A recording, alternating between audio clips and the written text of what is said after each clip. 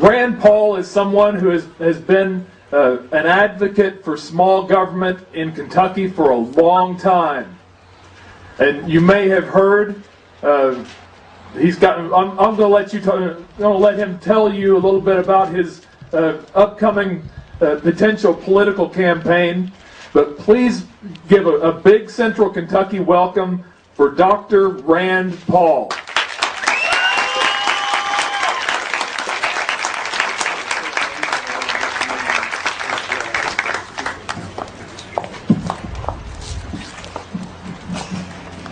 I'm afraid if I don't face the crowd, there might be people making hand signals or throwing things from behind me, so I want to make sure I can see everyone while I'm speaking.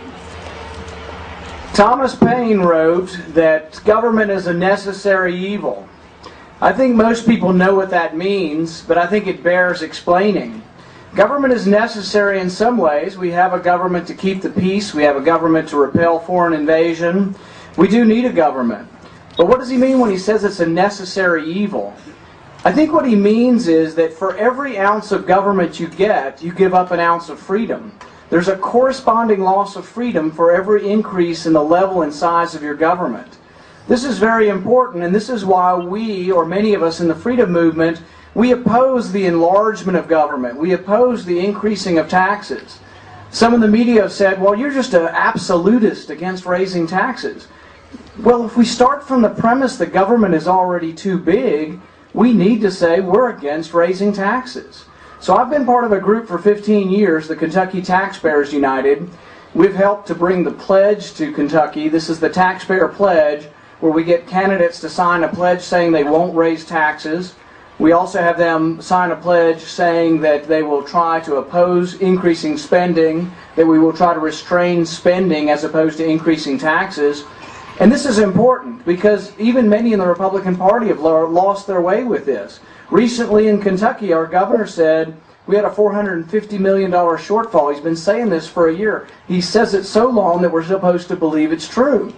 Well, really what they're talking about is a $456 million shortfall based on expected or projected budget. So this year, if you made $25,000 and you want to make $30,000 next year, but you made $25,000, did you lose $5,000 or did you make the same? Right now in Kentucky, in the midst of a horrible recession, the worst we've had in many years, we're still running almost even on revenue. And yet they tell us, and many of our Republican leaders capitulated on this, we've got to raise taxes. So they ended up raising taxes. This is not what the Republican Party was supposed to be about. At the federal level, we have as part of the Republican platform that we don't believe in bailing out private businesses. And yet what happened? The majority of the Republican leadership voted to bail out the banks. Now not only did we just bail out the banks, we bailed out a lot of individuals. Individuals who made millions of dollars a year. But they told us we're kind of too stupid to understand. They said, well, they need a retention bonus. If we don't give them the bonuses at AIG, they might leave. How horrible would that be if the guy making $1 million a year, running a company into the ground, might leave employment? You know, I think you might need a different job other than something in the insurance industry because they've run the entire industry into the ground. But no, we're told that the questions are too complicated for you and I to understand. They're too big to fail. Now, if you own a gas station and you don't bring in as much as you need to pay your bills, you will fail. So it's okay for you guys to fail. It's just not okay for a business too big to fail. The thing is that big businesses, we don't want them to fail, but they can fail and the world doesn't come to an end. I live in Bowling Green. Fruit of the Loom failed because of foreign competition and many other reasons, but they failed. They restructured, they went bankrupt, and guess who bought them? Warren Buffett bought them. General Motors could go through a restructuring and succeed. They sell 9 million cars. Toyota sells 9 million cars, but Toyota's making $20 billion and General Motors is losing $40 billion. There is no model that General Motors, under the current circumstances, can make money.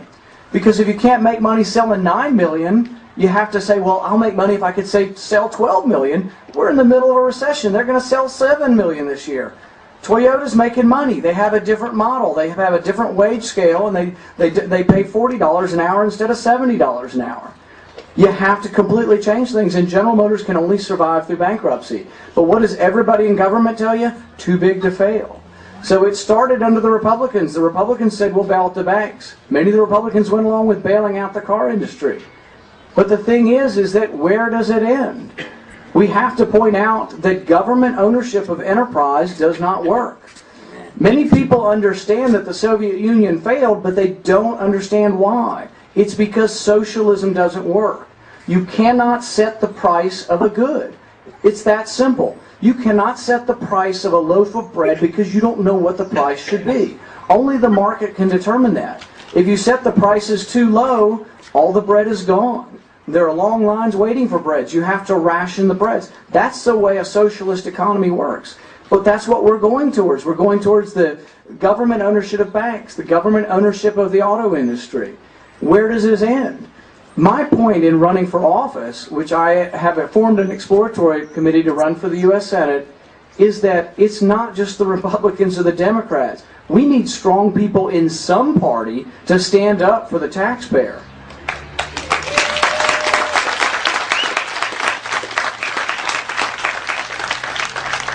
We have had great leaders in our past, and there's one great quote I like from Barry Goldwater.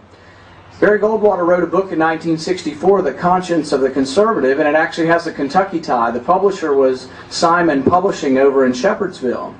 And the quote is that I don't believe in limiting the size of government or making it more efficient, for I mean to reduce its size.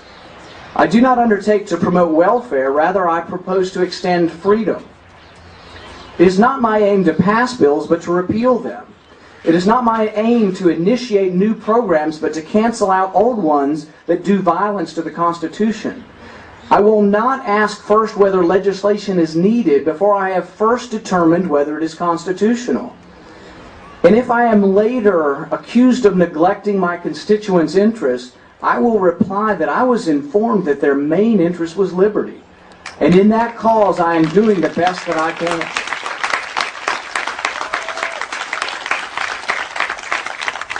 We need people in Washington who not just are generally maybe a little bit pro-business or a little bit conservative. The place is a mess. You have to have someone who will stand up and not only vote no, but vote no at the top of their lungs to everyone and explain what is wrong. Throughout 8 years of the Bush administration, the deficit went from $5 to $10 trillion. Some, like my father, myself, and others in the Liberty Movement, realized that the Republicans were doing a bad job with the budget. The last Bush deficit was $500 billion. And now we jump ahead, most of the Republicans are voting no against the Obama budget. It's $1.75 trillion in debt. And the media says, they take President Obama at his word, he says he will cut that deficit in half by the end of his term. Well, number one, that's probably not going to happen. But even if he did, he's tripled the deficit, and he's going to cut in half a tripling of the deficit. So if he did that, the budget would still be 1.5 times greater than Bush's last deficit. And that's after 4 years. Every president for the last 30 years has said, I have this deficit reduction plan, and I will reduce the deficit over a 4-year period. Not one of them have ever been right. Whenever I hear a deficit reduction plan, I think of the Soviet 5-year agricultural plans. They would promote these plans and say, in 5 years we'll meet this goal, this goal, this goal. And they never met them. They always either lied, changed the goals, or changed the numbers and just made believe they made the goals. Here in America, there's still enough truth that people say you didn't meet your goal, but the deficit reduction goals never work. So what do you have to do if you want to reduce the deficit? I say propose a balanced budget. First thing. If I were in the Senate, I would say the Republican alternative, we may not win because the Democrats have 60 votes, but let's make the Republican alternative a balanced budget the very first year. There's no reason we can't do that.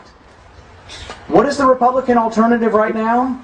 The Democrats propose a $1.75 trillion deficit next year, and they say they'll balance the budget in 15 years or something crazy. What's the Republican alternative? We can balance the budget in 10 years. Well, they're both ridiculous. No one's talking about what you have to do. You have to cut spending. Republicans for many years